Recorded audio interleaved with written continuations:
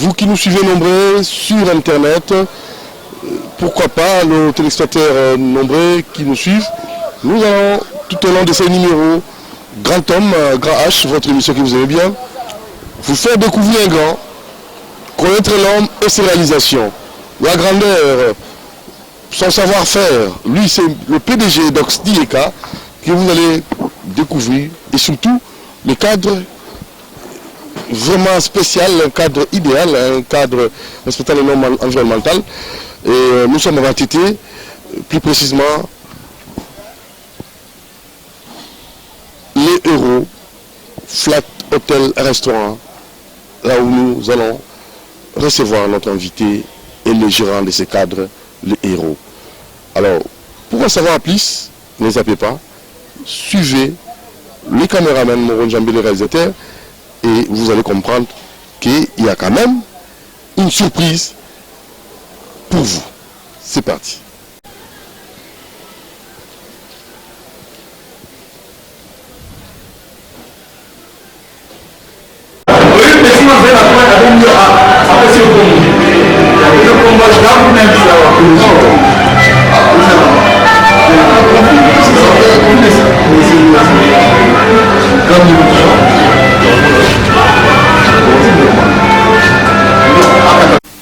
Voilà, Grand H, Electrobaki, PDG d'Ox Dieka, Otouzan Malilo, un grand, et mettons la première partie, tout sur un PDG et d'Ox Dieka, et deuxième partie, tout sur superviseur, cadre Oyo, tout Koutani PDG, à Romera Rossou, Sabiso, à l'Obelabiso, qui est le PDG d'Ox Dieka. Voilà vraiment une particularité à l'émission de l'eau.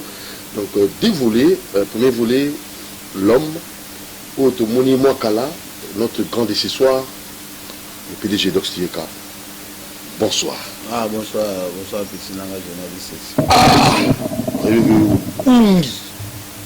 Et puis, ouais, Papa Wemba, personne âme. Kobuka, c'est trop dire, mais Bissou dit que tu as raté. Kobuka, c'est trop dire. Donc, là, donc, que Bissou, tu as fonctionnaire, tu as homme d'affaires, tu as business, tu as toujours un cadre de Koulouka, tu as à un certain moment, quoi. Mais tout ça. Tout ça, mais on a cadre dans le Koutayo. On a moi qui est tout. PDG d'Ox Dieka, comme moi, je me sens là. Et vous savez, ma tête baby. Le petit naïa, il coule à combo. Et vous savez, là aussi, ça tient. Les travailleurs me font aussi ça. Donc, on va dans le combo. Et vous savez, là, cadre ou là. Ah, bon. Et pourquoi commune Oyo? Que loko yo, il y a le roi, il y a un petit. Sous qu'on est loko. Et là, il y a un petit. C'est extraordinaire.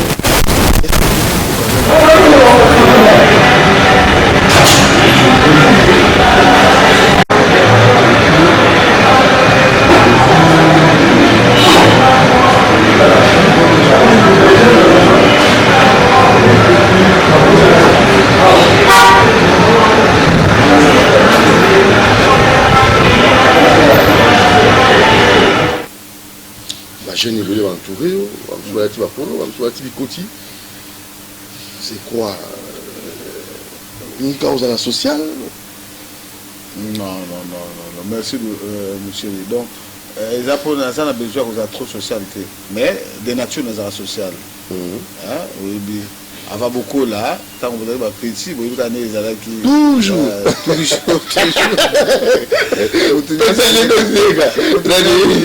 Toujours. Vous trouvez un cadre là, ils ont un musicien, ils ont un journaliste. Même dans les cas les cas qui se disent, ils ont la moutarde. Oh, voilà la chose. Et là, on va solo. Donc, c'est-à-dire, la messana que salisa, que aider Batou, les aradonanga quoi. Et na sala kangote pour Batou, ba banga ou bien que na luka ba promotion quelque part non. Mais la messana que salisa. Mais toutefois, les données que une question, nautaki na délégation à bateau kutaki wana omoni matete ndenge bazwaka biso toujours parmi d'autres communes tozalaki un peu non apprécié quoi. Image wana esili tozobunda yango très fort yango nde soki omonaki nazalaki une image d'abord ya construire immeuble oyo ou hôtel oyo na matete mpona koattirer ou bien kopesa image ya commune ya matete comment elle se présente aujourd'hui. Et après dans la même idée namoni que toutes les activités oyo naza à la hauteur ya kosala oleke na kosala na bacommune mosusu il faut na continuer toujours kovaloriser commune. Et yango sikoyo nazwi programme ya kotonga hôpital ya Lix plus morgue parce que awa na matete toza na morgue te. Très bien. Yango nde sikoyo nazwi espace moko quelque part juste l'entrée ya commune. Ça peut être un jour komona yango na terrain non na voilà d'ailleurs coup de terrain ça peut être yoyokaki bamessage yango voilà na sombi terrain non rien du tout. Or que ngai siko terrain ngamu nazwaka améliorer terrain wana ou ezala à la hauteur baterrain municipal ou bastade municipal wana ou ya tout Kinshasa po toza nango soki eza combien je ne sais pas mais nakolinga siko terrain wana ya biso ya matete ezala le premier terrain ya bato baprocesser yango par rapport à la qualité yango sikoyo nasombi te mais nasombi juste la parcelle qui est juste à côté ou carrément na terrain mais bato sikoyo information etamboli bien te comprendre etamboli ke non PDG asombi terrain boyeboye or rien du tout nde ntango nakendeki nabingi banotable nyonso ya quartier ntango bamoni maquette et puis na expliqué bango bapesi nga raison que non d'ailleurs kutu basalaki marche la fois passée samedi passé oyo avant-hier basalaki marche moko ya monene soit déjà ke nasombi nde ntango nakomi na expliqué bango et puis nakendeki na matériel nyonso mpona construire bango mire ya koclôturer stade mobimba et puis natiela bango balumière ainsi de suite po stade wana ezala na bacondition moko esengeli ezala. Et voilà des retours nanga mpona kosala batravaux wana ya clôture ya stade nde bango nyonso na esengo wana bayaki koaccompagne nga mpo batika nga na flat quoi. Et heureusement que yo bokutani na bango et voilà raison okutani bato wana mais loin ya makambo ya kobilisa ou non plus. Donc voilà comment circonstance esali ke tokutana na bato wana lelo okutana bango osombi là nasombi nakosoba pete et puis nasombi te je crois d'ici peu batravaux ezobanda déjà mokili komona et puis bakopesa nga raison. Voilà, j'ai ton hôpital Moko et à Makaz. Félicitations pour ça. Avec la morgue, ça peut être tout genre d'autorité. Pour nga nazo bunda pour na commune à Matete. Pour moderniser. Et puis c'est image mususu. Image mususu. Et puis nazo sala biloko par rapport à la commune mususu. Vitesse. C'est-à-dire eloko nyonso na kosala na commune à Matete file ka ba commune nyonso. Kobana ngaliema kobana gombe kobana ndeni ide na nga nazo. Nazo bunda. Oui nazo bunda parce que tout Matete toleki trop bas. Il faut na ça sur ba acte moko. Pour remonter l'image à la commune à Matete. Morgue wana zo yebisa ata ngamu da okufa lobi bakotia na morgue wana. Eza la chef de l'état, eza la premier ministre, eza la colonel. L'ondion à Matete. Eh oui, bakwa kotia bango na kata Matete. Dazo tonga morgue moko spécial. Un homme de défi et koleka tout le morgue va biso à Kinshasa. Nous avons un défi. Oui, dazo ça défi par rapport à la commune. Défi on a pas pour dans un canada trop ndenge commune à Matete. Et donc très fâché. Très fâché. Il va même au hôpital on a joué au Tongarana. Hôpital peut qu'on a toujours à la hauteur. Pourquoi en fait ils ont la carte nayo. Ils ont beaux aller sinayo. Ils ont ndenge na zalaka à quelque sorte. Au bota bon. À bota on a un chèque. Il y a un salaire chèque dans ma vie. Et là, nous sommes dans les gars, et comme extraordinaire, les gars, vous comme immeuble, de la maison à bon, et l'hôpital, et la mort, nous sommes là, on a un niveau moko, ça peut être à ça, Konzamboka, ma responsable, on va féliciter un jour. PDG donc dit qu'il y a vraiment coup de chapeau dans une vision aux alengours, mais surtout tout ni PDG donc pour toi qui n'a souka déjà, on a tout yo quand comparé.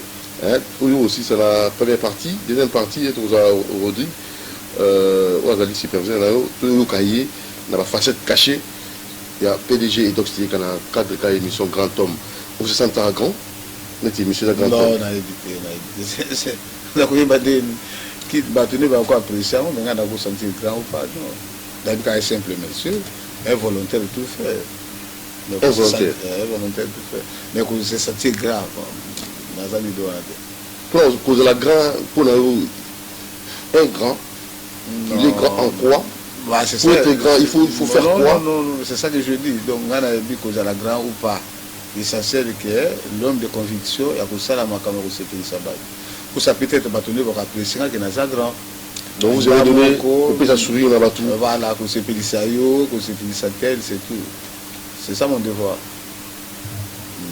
Voilà, c'est ça mon devoir. Marié, vous êtes marié quand même? Oui, marié, père de 6 enfants. Maman Zolandayo, vous pouvez s'en beauté? Oui, pourquoi pas, maman Sinanga, maman Boteninga Bana, c'est ma femme, donc la petite botte et puis la petite banana sur tous les 6.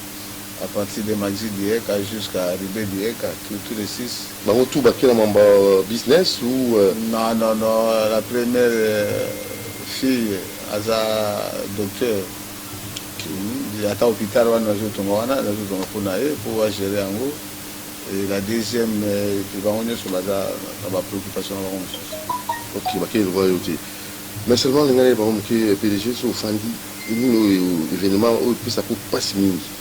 Autour de ça, au Kanissa, maman Michou. Événement où il marque dans le mauvais sens, où il peut pas choquant dans la vie.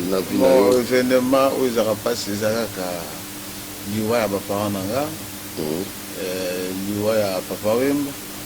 Papa Wemba était qui pour nous? Non, c'était un grand frère, une idole pour Nanga. Donc, on a regardé tous les deux par Nanga, au Baboutanga de Bakita. Il fallait que Bazar n'ait pas Xililo.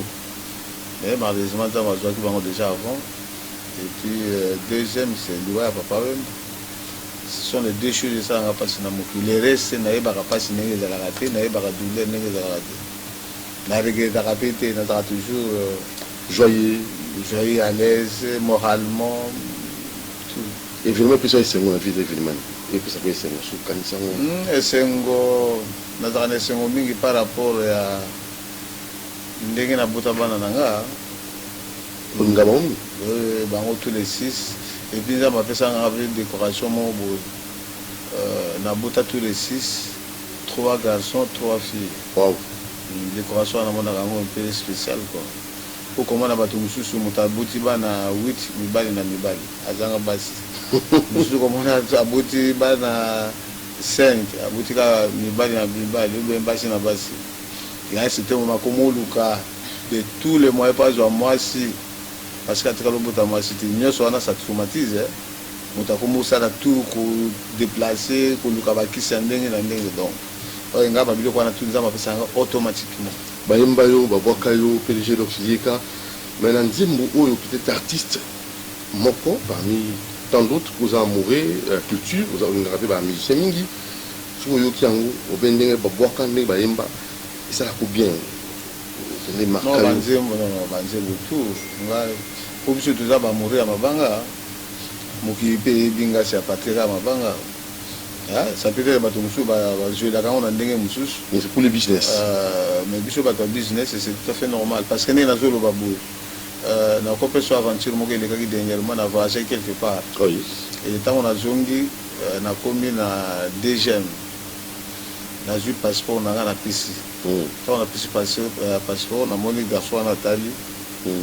Atali 2 fois. 3e fois à Seki. Où est-ce que ça va pas? Ce qu'on a signalé, mon gars, là, il tout. Pas à comprendre. Les temps, on a dit que monsieur Salam rapide dans la Kenya. On a la salle à Roboko Boué, là où on a pu s'engager. Bonjour, PDG Dox. On a dit bonjour. Oui, bien, et à expliquer comment il dit que c'est par rapport à ce phénomène à Mabanga. Abidon na yo kakao, mais la première fois na mon ayo à live. Ah oui, merci beaucoup. Donc mon moutamon de non, c'était mal normal. C'est bon. Donc ça dit, na iba na partir à Mabanga. Oui, il va partir à Mabanga. Mais en fait, pour vous dire vrai, hein, tu bandai déjà là Rodri, tu bandai qui, et à l'habitude de mon cambou, c'est juste de vérifier. Vous aimez vous habiller toujours en veste. Vous dit veste mingi. Ça c'est vrai ça. Pourquoi un cosa caca? Et quel cosa? Quelle veste? Ils ont mis ça discipline. Vous comprenez? Ils ont mis comment on a balaté à la veste au niveau de la manifestation ou bien pas qu'il y a un bureau ou bien un minimum public. Vous comprenez? Mais ngai na l'esprit na ndenge na boya komela masanga depuis na botama na yebi masanga bière na munoko na ekota te. Pourquoi? Ngezaka ndenge na linga ko ndenge na linga kola. Vous comprenez? Donc kola déjà ma principe. La logique en principe wana. Parce que ndenge na boya ka masanga ko condamner nga no pour komela masanga te. Rien du tout. Na tikeli bino masanga bo mela mais botika na tika na sucré na obe mai. OK. C'est la même chose côté à Bilamba pour na nga na mona ka sur naza veste. C'est-à-dire naza bien dans mon esprit. Dans moi, je sens mieux que au monde en tout côté na Venezuela avec une chemise et t-shirt, il doit aller là. Mais un jour ça viendra, sur l'espoir n'est pas nous qui mais jusqu'à présent. C'est fini. Donc, comme ça, le plan personnel papa mba, quand ta veste, il faut la veste en haut. Quand ta soulier, il faut la soulier en haut. Ah oui, voilà, tu comme beaucoup de qualité. Pour les abattre nous sur la Bilamba, bazan en bon, mais baïbi. Et pour vivre aussi votre superviseur, à comment on appelle un goût, à dire dans la qui ligne. Non, la qui c'est trop dire. Attends la ozoa. Oui,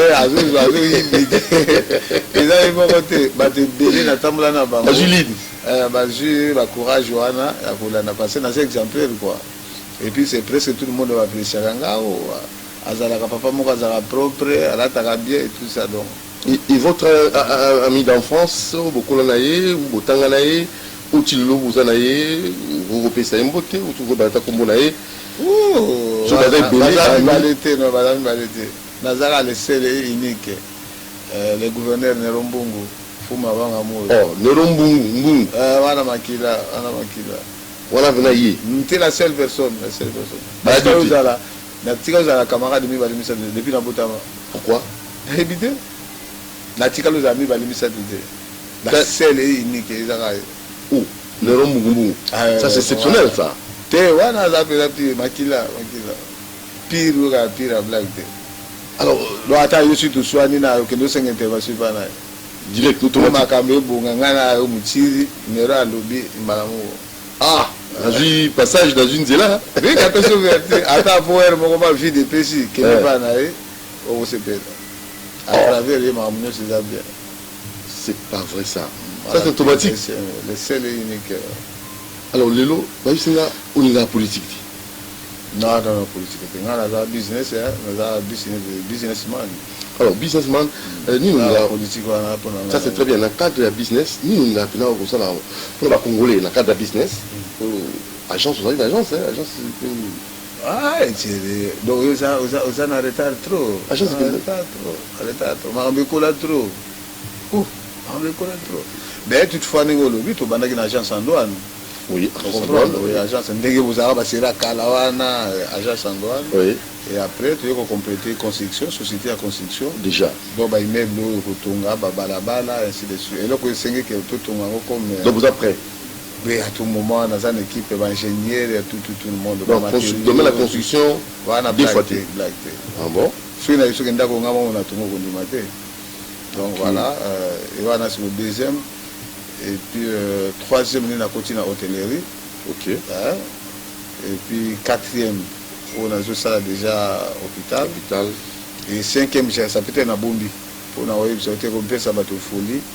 Et puis, il faut. Aussi, Mamoutou. Si on a levé à quoi, cinquième, on a bombi. Maintenance, en fait, au lieu de la facilité, comment on se sous Toyoka, Tuzala, Combo, Moutazame, à Bongi. Et qu'est-ce qui a fait que. Quel est votre secret pour se maintenir? Oui, le secret à maintenir la discipline et puis nous sommes pas accompagnés dans le mécanisme. Parce qu'il y a des fois, comment on a joué ça l'effort pour se maintenir, mais quand ça ne marche pas, au sein du balou qui contre l'État, c'est contre l'État. Il y a une capacité, souffrance dans les haute. Et puis, on a ma capacité, on a la capacité, on a qui a fait tout ça. Tu comprends? Et il a une occasion à la fin de oh non, monsieur, voilà. Et ça peut être par rapport à mon comportement, ndenge na vivre na batu, ndenge na sanga récompense na idée. Donc voilà. Des bienfaits ne sont jamais oubliés. Voilà, ne sont jamais oubliés. Donc ça peut être à partir de là, ndenge se comme là, parce que cause a aussi maintenir na makamuna, mais comme on a des comptes état. À tout moment, nature, ils ont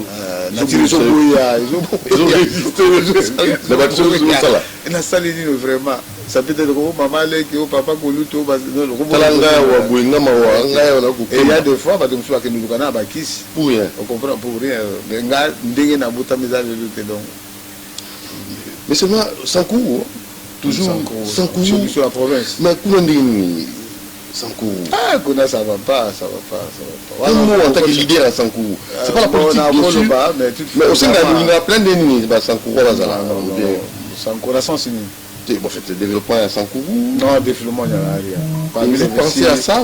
Depuis, parmi les 26 provinces, surtout dans la RDC, et la dernière province pour le développement, c'est chez nous. Vraiment, c'est la dernière. Et pas l'ambition depuis Kabila, Kenikaki, Koubana, Koubana Maréchal. Mais Lumumba, Lumumba, il n'a pas. Parce qu'il y a Joaquita à gouverner. Il avait la volonté, pour ça peut-être qu'il va faire ça à temps. Il Sala, Kanisapona, Sankounae, mais comme il a travaillé que 2-3 mois pour Basala qui va coup de Tawana. Et le reste, depuis Maréchal jusqu'à aujourd'hui. Est-ce qu'on dit que pas Nabiso attaque goudron à 1 mètre où ils ont 1 mètre à goudron, il y a mis ça où ils ont été. Maya régit des zones négatives qui battent tout, ils ont été. Or que les deux effets sociaux au battu tout, il faut pas en ango, mais il comme préliminaire, mais tout ça en côté. Donc il a chacun pour soi, donc Moutazama bon on a à tout le monde qu'on a à salut à ça. Mais dans l'ensemble la sociale, la population c'est catastrophe. Ils ont mon coup. Valider vous êtes belé. Bon valider les belé, mais là qu'on peut s'habituer charge on a tout ce qui va politique va ça comme moi. Tout ce qui va politique va ça comme moi. Mais on a toujours prié mingi bateau ça peut être au bateau à Mikolo parce que jusqu'à aujourd'hui rien n'a été fait. Mais tout ce qui est capable de faire, on va avoir bonne volonté, ça peut être un changer pour pas la province on a bien. Ça fait mal, hein? Ça fait très mal. Voilà, pour le rabat l'été. Pour le rabat, l'été, autant la match, Barcelone, non, catch américain. Oui, il n'y a pas de problème. Non, ils ont dit que nous avons fait ce que attends, joueur international ou naïvité. Natala a goûté. Souka ou Tchibo na l'omolika. Ça peut être une l'information, débat politique, non, ça ne m'intéresse pas. Et un peu catch né. À part catch américain ici.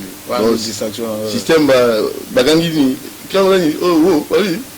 Parce que porter dans bureau pour la catch parce que porter la gangi ah qu'est-ce que n'a gagné hein comment on catch on peut aussi l'anglais ou micro j'ai le mot on a vidéo comme là ami mais mutu ça bien parce que porter l'anglais moi le couteau parce que porter la gangi la catch au moins catch de ça la distinction de reste. Ok. Alors, tout qui m'a dit, je vois, Moron Djambé, avec Abongo, Sanga Jassignal, mais tant qu'on a dit génie Congo, et en fait, excusez-moi, M. Peleki, Grand H, ni nous réussi à Bajen, parce que, nous avons un modèle, par contre, ça n'est pas, parce que vous savez, dans le cannabis, tout ça, on avait un modèle de béni. Bateau, bateau envié, bateau, la pousse, on a pas comment quoi, nous, nous, au sein de la bango, bah ça. Oui. Misala tout ça on m'a embocaté gouvernement Zobunda mais toi on a bien on va dire ah j'ai donc c'est les qui wa pipo à comment communiquer alors là ça ndini pour emporter le pas ni non plus ça comme orientation itinéraire ni pas pour là. Oui, génération à ma jeune celle concerne Europe et Sabango il faut pas ça l'effort pour nous autant d'abord pour vraiment sa formation, la vie est un peu compliquée, très compliquée. Vous comprenez? monde déjà évolué na Vitesse. aspect nyonso na vitesse mais soki otangi te ozwi formation te namonaka ti vie no eza un peu bloqué à l'avenir ocomprendre soki nakite côté ya bajeune nakozongela un peu le gouvernement Très bien. responsabilité ya komettre toutes les conditions possibles pour permettre puis bana yango pas banozwa baformation pas banda kotanga Donc ils appellent professionnels. voilà parce que il y a des enfants baza na besoin ya kotanga mais manque de moyens Gratuité d'enseignement, bon gratuit enseignement ce n'est pas dans l'ensemble gratuité wana ça peut être il faut formation professionnelle, métier, de façon gratuite. Ata gratuité mais bon ça condition de vie dans l'ensemble. Ok. Pour qu'on permette que parce que moi là que nous t'as ba formation wana. Hein? Si que par exemple mes parents baza na moyen ko futi la été. Aussi c'est l'université. Aussi c'est l'université. À celui qui a voyé que la maçonnerie mais de façon professionnelle. Cordonnerie mais professionnelle. Donc comment on va tonga tonga. Oui, bah tonga ezali. Attends na yel pas. Ezali mais il y a des enfants baza na moyen ko ta okena yel pépé.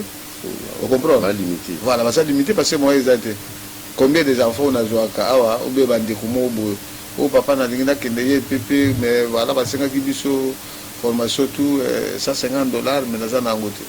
Et bah parents baza tout bah papa azali membong ezati. Mais maman ou maman vous comprenez que vie à battu ça compliqué mais moi naza na besoin de ou bien de formation quelque part. Vous comprenez? Et là il faut vraiment responsabilité au gouvernement à ça là tout. Hein, améliorer les conditions de vie dans l'ensemble de la population. Et là, les gens qui ont moyen, ils forcer les gens à esprit ya kuluna wana ya masango bazomela wana na ba bombe ici là. Mais dès que moi toujours la discussion wana te to ba dosala nyos pour regrouper bango ata 1000 attendez toujours tina bango na bangenga ou kasuki wa Quand magasis. ça continue hein. Au comme là do to tini qu'on a plus de 3000. Mais sur le talibou na Molière, c'est chaque jour qu'on fait passer ban avec babi mon grave. Donc manque à faire chômage. Voilà, le chômage mutalou ça de l'autre côté donc mutalinga tanga mais moya ko tangizate avant nanda ko à la fin. A ulinga boto la mota que noté quand on a $10, $5 par dia. Grave. Est-ce que tu comprends? Très bien. On a ça la jeunesse on a faut mingi de responsabilités à partager. À partager. Alors, les artistes, vous êtes un homme culturel, opérateur culturel, économique, social, tout ça. La concert, la combattant au Boya, et en fait, la référé à concert d'artistes Nabiso. Nous avons accompagné d'artistes et des études de Bazara Nayo. Nous avons Koloba. On a Kambango, vraiment, musicien Nabiso, Yaoui Raoutiko. Boya, il y a un peu compliqué. Et la musique Nabiso, il y a danger. Les autres qui ont danger. Il n'y a rien, par contre, moi, les devants. Et nous, c'est pas rapport à la politique. Ce que tu as déjà, la réclamation, la combattre, parce que la réaction, on va le pousser. Vous comprenez? Surtout beaucoup de choses. Voilà. Et toujours l'ingaté parce que ça a des sanctions qui n'étaient. Et beaucoup de choses, papa. Et puis, bon, beaucoup de gens exagèrent, mais il faut le comprendre. Exagèrent à un certain moment. Parce qu'il y a des moments tout chef de l'État, pas n'importe qui. C'est là qu'on peut se conseiller à changer. Mais améliorer un peu le langage. C'est trop tard la terre. Changer, papa. Alors, tu as bien invité, parce que moi, ma salutation sur les alliés, ou bien moi. Remerciements. Salutation. Là, il y a eu d'abord pour se déplacer. Oui. On a plus de 10 ans passés. 10 ans passés. Plus de 10 ans. Voire même 15 ans. 15 ans passés, tout le monde a raté. Vraiment. Mais on a bien à émission. Merci beaucoup. Ce qu'on a eu quand on a pas matin dans la pétition à Bossananga ou quoi. Quand on a l'image quand on peut se quand on la télévision, on a pu se faire. Oui, tu vois bien, quand on fait un bon. Ah, on a bien, on comprend les bon. PDG d'Obstier. Voilà, voilà. Bien na komi. Invité nga pour les agence agence c'est on a bien na tuna. On a bien tika.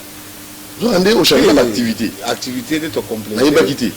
Mais à partir de yeba ke. Si on est dans la zone il y a pas problème. Té, mukolo pala zone. Ah zone pas là. Donc bon gizamba tika tere. Je suis dans invité dans la même Salfa. Ayo na. Yo boni PDG Azali. Mais président Lukayo. Ah bon? On m'a dit que vieux Azali. Non, mais la CP de la maintenance. Et ça nous fait ça biso na c'est moi là qui bazar. La biso bazar. Ça fait un goût pour vivre. Pour continuer pour voir boulot on va continuer. On va continuer petit boulot mais on combat gasté tika. Donc c'est que c'est que la tour la retrouver euro. Ah c'est bon. Et je crois que Makambo qui bosso coup de chapeau on a il logo qui toko au pays dans ma tête. Et comme le voit à référence la commune à ma tête. Le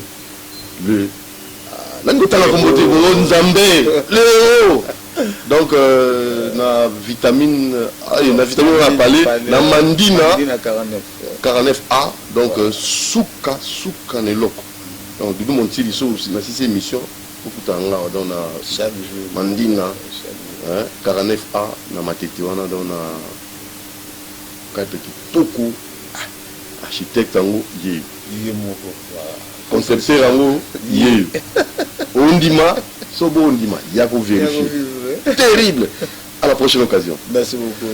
Merci. Voilà, passons à la seconde rubrique. Là c'est avec le superviseur monsieur Rigan Rodig Boka Susu Mahamu Susu Oyo PDG Sissé pour le bâtiment mais il y a au fond là. Allez, deuxième partie, c'est parti.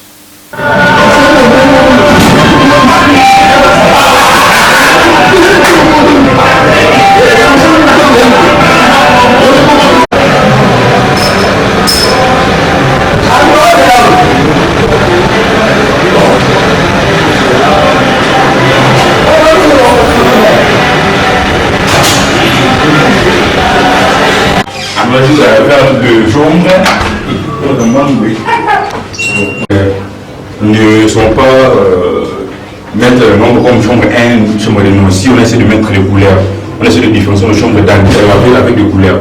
Comme... Oh, oui.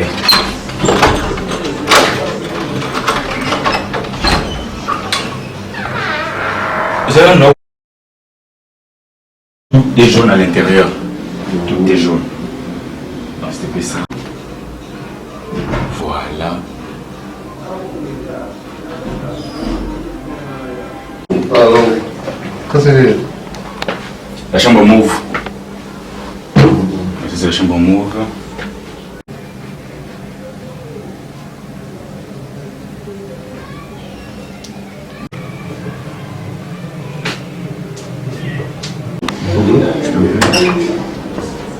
chambre bleue. C'est spécial ça. Vraiment. Moi j'aime la couleur verte. Vraiment. Et moi j'aime la couleur verte. C'est vrai, j'aime toujours la couleur verte. Garde-robe. Oui, ça s'ouvre aussi. Ok.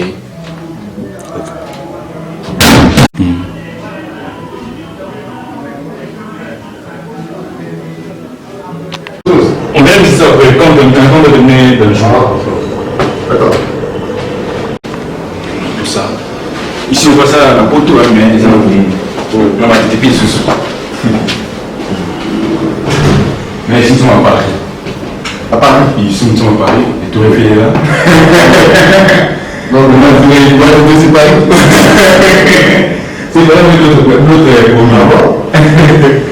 au sa photo sous le plafond et à côté aussi il y a une photo. Tu peux ouvrir. Là ici, c'est la salle.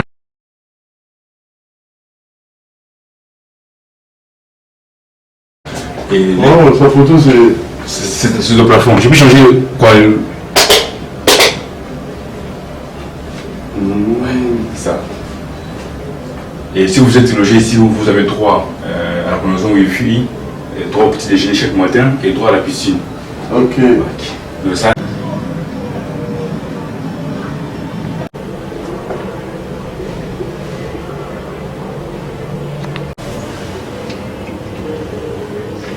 Et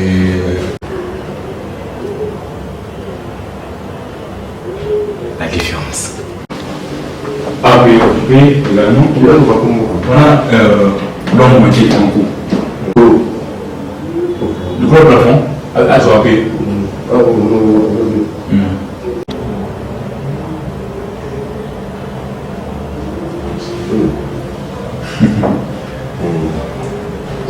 on des gars. Ouais.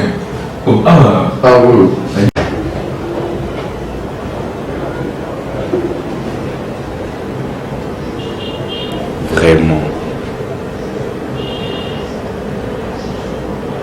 C'est Kenji. C'est Kenji wa Mulumba. Cette chambre là, toujours à 100 $ par nuit, bien 24 heures. Aussi là sur le parc. Facture là, tu as visité mon douche, vous entrez. Douche.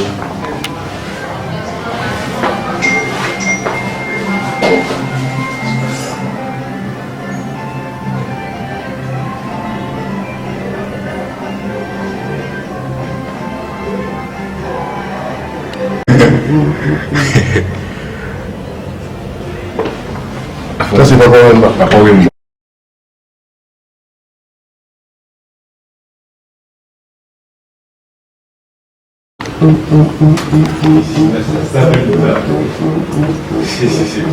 Une formidable chambre. Ça 20 $. Il y a des tiroirs. 3 tiroirs. 18. Ça, c'est vraiment beaucoup là. Ils ont un balcon. Ouais. C'est combien? Ça 20 $. Il y a un balcon.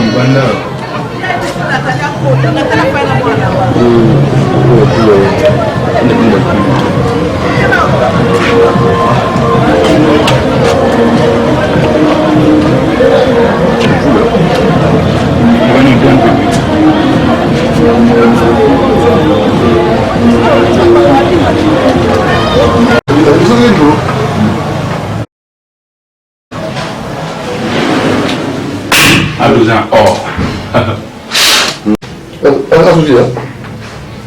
C'est une douche. Si. Parce que moi j'ai un peu mal à il y a tout dans la conformité. Ma chambre. Il y a tout mon côté, ça c'est aujourd'hui. Douche or. Dans le tour. Douche des or.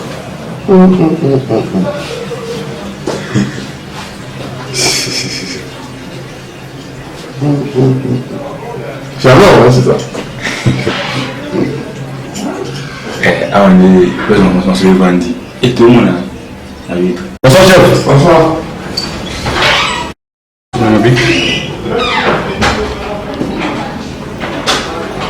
Au balcon. Les gens ne vont pas Wemba.